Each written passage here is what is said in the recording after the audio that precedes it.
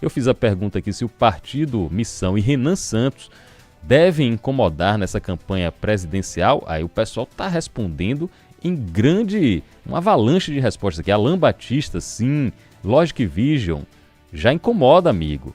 Rodrigo de Santa Catarina, Missão 14. Gil Zord, vai chegar tsunami. Matheus Neves, já incomoda muito. Miguel Fernandes, não só pode, como deve e irá se eleger. Sabrina, não só vai incomodar, como vai destruir, vai ser brutal. A turma que está apoiando aqui o partido Missão, principalmente no âmbito digital, está muito empolgada. Renan Santos será o nosso próximo presidente.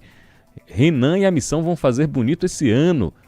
O futuro é glorioso. Várias mensagens de incentivo e ele já está nos ouvindo aqui, já está conectado, então já podemos iniciar a nossa entrevista. Eu vou começar justamente com essa pergunta ao pré-candidato pelo Missão, ao fundador do Movimento Brasil Livre e ao guitarrista Renan Santos. Renan, essas mensagens aqui empolgam você nessa campanha? Boa noite, Renan. Satisfação conversar com você. A satisfação ainda maior quando você lembrou que eu sou guitarrista também, né? Tô vendo aqui. Você já ganhou meu coração, pô. Obrigado pelo espaço. Sim, as mensagens me animam porque é um projeto geracional otimista, né? Boa parte dos projetos políticos no Brasil são projetos que ficam olhando pro passado para brigas, né? Ah, eu odeio isso, odeio aquilo, vou lançar uma candidatura para presidente para me vingar disso ou daquilo. Quando a gente tá olhando, cara, o futuro é glorioso, a gente pode aplicar uma série de políticas que alterem a dinâmica não só de poder no Brasil, mas a dinâmica de decadência econômica que o Brasil passa. Então, ter um projeto otimista traz as pessoas justamente para uma energia muito positiva, que é o que a gente está trabalhando para construir. Dá muito trabalho, cansa muito, eu confesso que eu estou bem derrubado hoje. Voltei do Maranhão, assim, numa turnê exaustiva, voltei doente do Maranhão, mas falo, não dá para desistir não dá para cansar, temos que trabalhar. E eu acompanhei muito do que você está fazendo aí em turnê, em visitas. Você está levando aí o nome do partido, Missão, que eu tive a oportunidade de conhecer antes de ser fundado por intermédio de Kim Kataguiri, quando ele veio aqui em Salvador, na visita mais recente, ele já estava falando, Pablo, vai ter um partido aí e vamos ter candidato a presidente. Isso foi no ano passado, se eu não me engano, no mês de outubro, ou mês de junho, agosto, e ele estava falando a respeito disso. Me surpreende bastante, positivamente, você é um jovem, o partido é recém-criado, a sua pontuação nas pesquisas eleitorais. Às vezes, a depender da pesquisa, acima, inclusive, de políticos consagrados que já estão com cargos eletivos, têm uma grande visibilidade de mídia, por exemplo. O que é que você atribui a isso, Renan Santos? Eu levo muito a sério a pesquisa Atlas. O Atlas é um instituto que mais acertou as últimas eleições do mundo. Eles acertaram agora, assim, eles gabaritaram a eleição na Hungria, eles acertaram o Chile, eles acertaram a Argentina, eles acertaram os Estados Unidos. Nas eleições brasileiras de 22, eles foram um dos melhores. Então, eu confio na metodologia deles. Acho que eles antecipam tendências na metodologia deles, eles são muito felizes nisso. E na Atlas, inclusive quem contrata a tracking da Atlas vai se surpreender com os nossos números, mas na última Atlas eu ultrapassei os governadores, né? E o que eu atribuo nisso? Eu acho que assim, o que a gente propõe, como eu te disse, não é um projeto vingativo e tampouco não é um projeto preso a casinha, a currais, né? Qual curral? Se você fosse se comportar como um cara de direita, você tem que falar certas coisas, se comportar de certa maneira, e não necessariamente você vai estar falando a verdade. Mesma coisa se você for de esquerda. Eu não acredito que, por exemplo, se eu adotar um modelo norte-americano do princípio da subsidiariedade, que é dar todo o poder possível, por exemplo, para as prefeituras, que vai funcionar no Brasil. Você vai no Maranhão e você fala, cara, eu não vou dar poder para o prefeito daqui. Aí eu vou olhar para a China, que tem um modelo diferente. E eu, como um cara de direita, vou olhar para uma coisa que foi aplicada na China e falar, eu quero trazer para cá. Indicadores de desempenho, premiar o administrador público pelo desempenho que ele tem. Então, ao pensar com uma cabeça mais aberta, a gente acaba criando soluções para problemas que não deveriam ser ideologizados, sabe? Esgoto não deveria ser objeto de discussões ideológicas, prefeituras mal feitas, asfaltamento de rua, não deveria. Mas no Brasil, infelizmente, é. Então, ao fazer isso dessa maneira, a gente começa a cativar o coração de uma galera que quer soluções. Essa molecada mais nova, que nos acompanha, que nas pesquisas me colocam, né, entre o público de 16 a 24 anos em primeiro lugar, ela quer, assim, ela não quer ficar discutindo o sexo dos anjos, ela quer resolver o problema da segurança. É pra prender bandido? É pra acabar com essa coisa? Então vamos prender logo o bandido? Olha, quem que faz pra resolver o problema do centrão? É isso aqui, então vamos. Então, Ao ser prático e não ficar preso em questúnculas ideológicas, eu acho que a gente cresce e acho que isso vem funcionando. Candidato à presidência da República pelo partido Missão, é nosso convidado aqui no Linha de Frente, no Linha de Frente Especial, nessa noite de quinta-feira. Renan, o que é que você visitando nossa região, visitou o Maranhão, deve vir fazer a visita na Bahia, eu quero saber suas propostas para infraestrutura, para questões que afligem o Nordeste. Por exemplo, temos questões graves de saneamento básico que precisam ser resolvidas. As questões de segurança, obviamente, a gente está enfrentando nas últimas 24 horas aqui em Salvador e na região metropolitana. 2 policiais foram assassinados, um policial civil, um policial militar e agora há pouco um policial foi baleado aqui na nossa ilha vizinha, a ilha de Itaparica. Qual a sua proposta? O que é que você enxerga para o Nordeste, para a Bahia em específico, sobre infraestrutura e sobre segurança pública, Renan Santos? Olha só, tem que. Você pediu para eu fazer então uma palestra de 1 hora, porque é tanto problema, que Isso eu teria que atacar todas as áreas. Porque a gente começa da infraestrutura. Se eu rodar praticamente todos os estados do Nordeste, as estradas são deploráveis. O Maranhão, naturalmente, é o pior dos casos. Já haviam me falado, olha, o Maranhão, você nunca verá estradas tão ruins como o Maranhão. Que é o que eu digo, no Maranhão, os buracos têm até uma estrada. Se você olhar no buraco, você vai ver que tem uma passagem ali, porque é assustador. Agora, os problemas não ficam aí, né? O problema o educacional, as taxas de analfabetismo no Nordeste são muito maiores. Há um problema de atividade econômica em que as pessoas não apenas não têm uma renda per capita alta, né? As rendas familiares ali, chegam, se eu me engano, na Bahia a coisa está na casa de 1,5 mil reais.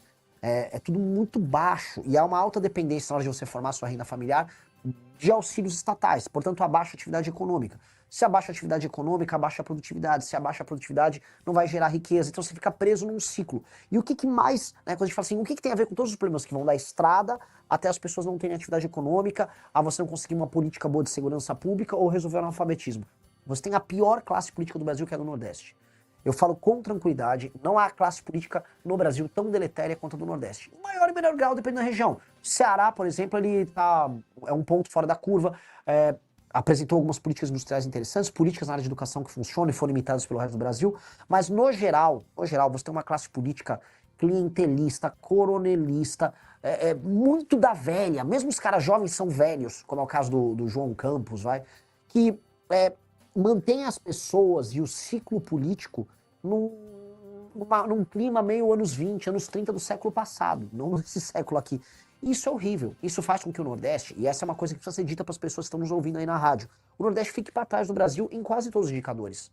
E mesmo hoje, estamos em 2026, tirando o caso específico de João Pessoa, da Paraíba, que tem pessoas migrando para Paraíba, as pessoas continuam saindo do Nordeste para procurar emprego em outros lugares do Brasil. Até quando a gente vai aceitar isso? Esse é um fluxo que está rolando desde os anos 30 do século 20. São quase 100 anos de nordestinos migrando do Nordeste para o Sul, Sudeste ou agora o Centro-Oeste. Não é digno para essas pessoas isso. Então a gente precisa dar um basta. E esse basta vai começar mexendo nos sistemas de incentivo da classe política, ou seja, o que faz uma pessoa entrar na política e como a gente mede o desempenho dela. Não pode ser só o voto, é uma dica. O político tem que ser avaliado por entregas na área de segurança, infraestrutura, educação. E se o político não entrega isso, especialmente os prefeitos, ele fica inelegível. Porque tem um outro problema, que aí eu vou jogar aqui também para você, que é um problema grande, que é o problema da compra de voto. Compra de voto acontece no Brasil inteiro, mas ela é a regra no Nordeste. Compra de voto tem até na cidade dos meus pais, Vinhedo, que tem um IDH altíssimo, uma cidade rica no interior de São Paulo. Mas, no Nordeste, ele acontece numa intensidade tão grande. E aí aquela política de botar os parentes de todo mundo na prefeitura, para você fazer todo mundo trabalhar para você no período eleitoral, o dinheiro desviado da emenda que compra o voto da pessoa, que isso elimina qualquer possibilidade de democracia ou elimina a possibilidade das pessoas votarem de maneira, vamos dizer, independente, com a consciência delas. E aí esses políticos, essas famílias velhas vão mandando nas cidades, as cidades ficam pobres para sempre, e isso é ruim para todo mundo. Ruim para o povo do Nordeste, que sofre, e ruim para o povo do Sul, Sudeste e Centro-Oeste, acaba pagando a conta desses políticos, através do Pacto Federativo. E esse ciclo precisa mudar, eu quero mudar esse ciclo. Santos, pré-candidato à presidência da República pelo Partido Missão, e ele mencionou que confia muito no Instituto Atlas e Intel. As pesquisas mais recentes do Instituto Atlas e Intel colocam o Renan Santos, na minha avaliação, numa surpreendente posição de terceiro lugar à frente de políticos. Por que surpreendente? Porque políticos tradicionais, com vários mandatos, com reconhecimento nacional, ficaram atrás de Renan Santos na maior parte dos cenários da pesquisa Atlas Intel. Agora, Renan, vamos falar dos acontecimentos que estão em Brasília e que reverberam pelo país e pelo mundo. Hoje foi preso o presidente do BRB, o presidente de um banco importantíssimo, como o Banco Regional de Brasília, por suspeita, segundo a denúncia da Polícia Federal, a investigação da Polícia Federal, suspeita de ser beneficiado numa possível compra de papéis pelo Banco Master e a tentativa de comprar o banco. Você está acompanhando, eu vejo muitos de suas lives, seus depoimentos, tudo que está acontecendo aí com o Daniel Vorcaro. Na sua avaliação, Daniel Vorcaro vai fazer uma delação completa? Quem é que tem que ter medo de uma delação de Daniel Vorcaro, Renan Santos? Em condições normais de temperatura e pressão, todo mundo tem que ter medo do Daniel Vorcaro. O Daniel Vorcaro sabe podres de todo mundo, tirando as pessoas honestas no Brasil. Eu tenho certeza que você, Pablo, não tem medo que você não está envolvido nisso. Eu não tenho medo que eu não estou envolvido nisso, mas muita gente... Aí na Bahia um monte, né, pra falar da classe política daí, até porque o escândalo do Master, em grande medida, também começa na Bahia. Mas STF, membros do mercado financeiro, grandes empresas do mercado financeiro aqui na Faria Lima, em São Paulo, membros dos grandes partidos brasileiros, governo Lula, bolsonarismo. Basta ver, assim, esse presidente do Banco Regional de Brasília, ele tinha relações super próximas com o senhor Flávio Bolsonaro. Né? Foi durante ali a presidência dele que aquele empréstimo esquisitíssimo foi obtido para o Flávio para comprar aquela mansão esquisitíssima também, né? Que ele não teria condições normais de pagar. Então, quando a gente olha todas essas coisas, quando essas coisas se avolumam, se o Vorcaro delatar normalmente, se a Polícia Federal fizer o trabalho de coletar as informações e se essa delação for homologada, cai o Brasil. Cai o Brasil. Agora, há um trabalho, e você está acompanhando, de calar o Vorcaro. A PGR está, né, as notícias dão conta que a PGR está atrasando esse processo. O STF duvido que queira homologar a delação dele. Então, né, vamos ver o que vem aí. Assim, o que a gente está assistindo é uma coisa, um momento muito triste da nossa democracia. A gente viu agora a perseguição ao Alessandro Vieira que está acontecendo, as declarações recentes do Gilmar Mendes. A gente falar que o judiciário está se comportando de maneira natural é um absurdo. Né? Então, é um momento muito, muito grave. Ampliando e aprofundando um pouco mais isso, eu fiquei realmente assustado com a reação de integrantes, de ministros do Supremo, sobretudo Gilmar Mendes, também o ministro Dias Toffoli, ao verem o nome deles colocado num pedido de indiciamento num relatório da CPMI. E parece que a reação forte pode inclusive impactar na possível candidatura do senador Alessandro Vieira. Você, como hoje um player, como se chama, um player da política, você entende, eu estou entendendo assim, você entende que a isonomia, a autonomia entre os poderes está cada vez mais arranhada, um está querendo invadir o outro e tentando pressionar o outro lado a se render a possíveis atuações do judiciário contra o legislativo, também o executivo. Como é que você está enxergando isso, Renan? Eu acho que por conta do conflito que o STF teve com o Bolsonaro, ali entre 19, 20, 21, 22, e dos recursos que o Bolsonaro deu, o judiciário ficou hiperpoderoso. Isso não é uma fala minha, tá? Eu sou um presidente de partido agora, mas agora eu vou usar as palavras do meu colega presidente de partido, Valdemar da Costa Neto, presidente do PL. Valdemar da Costa Neto disse que o Bolsonaro dava umas broncas, gritava, ô Alexandre, isso, aí depois ele recuava para tudo que o Alexandre queria. Essa foi a tônica do enfrentamento dele com os Bolsonaro.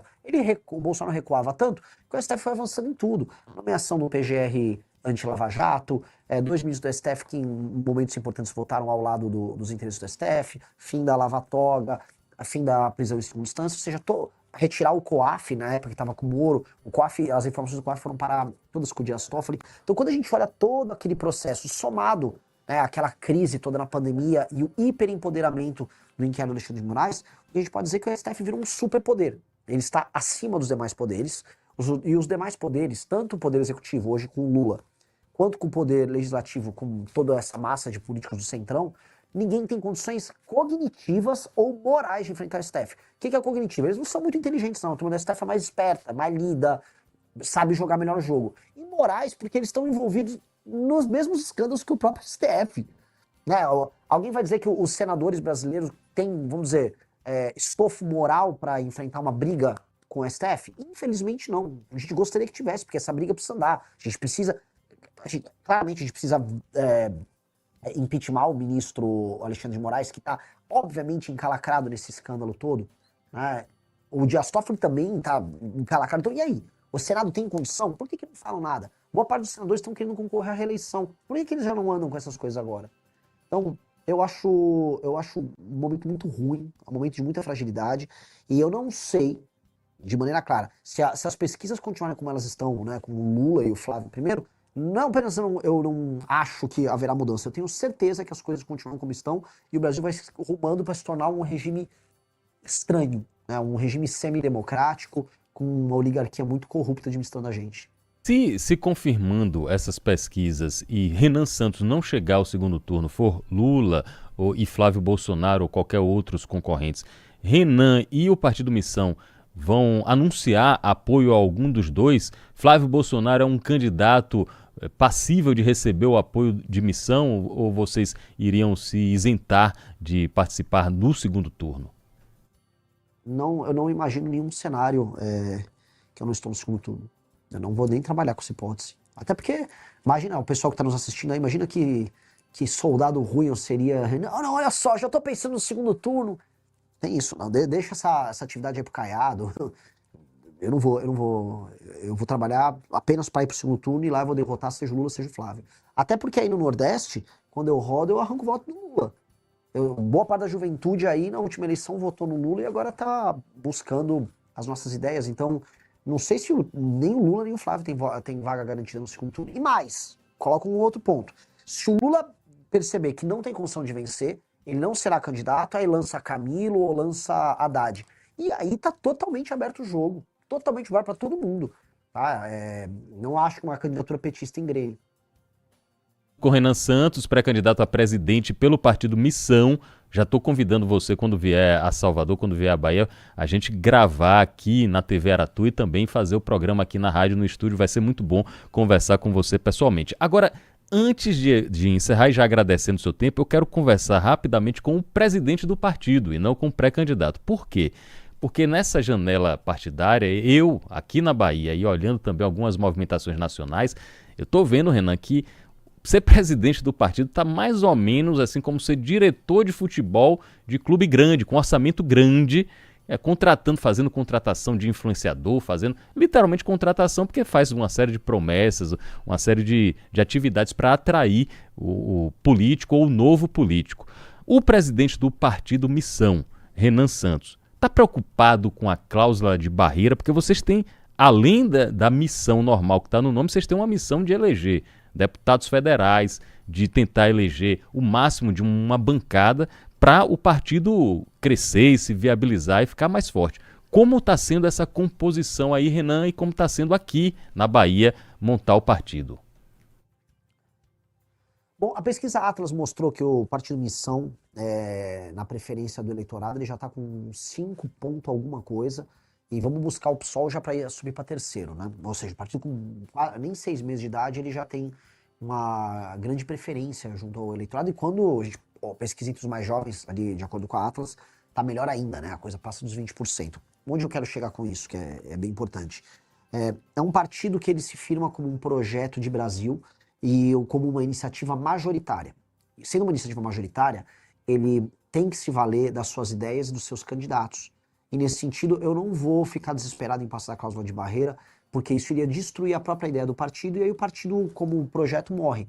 O que eu quero dizer, para traduzir para quem está nos ouvindo, a pessoa, o dirigente partidário comum, ele vai chamar o maior número possível de influencers bizarros, de caras do centrão, caras que tenham grana, e vão ficar fazendo propostas e entregam os diretórios estaduais para essas figuras ficam no diretório estadual e prometem eleição federal e estadual, isso ajuda na conta do partido.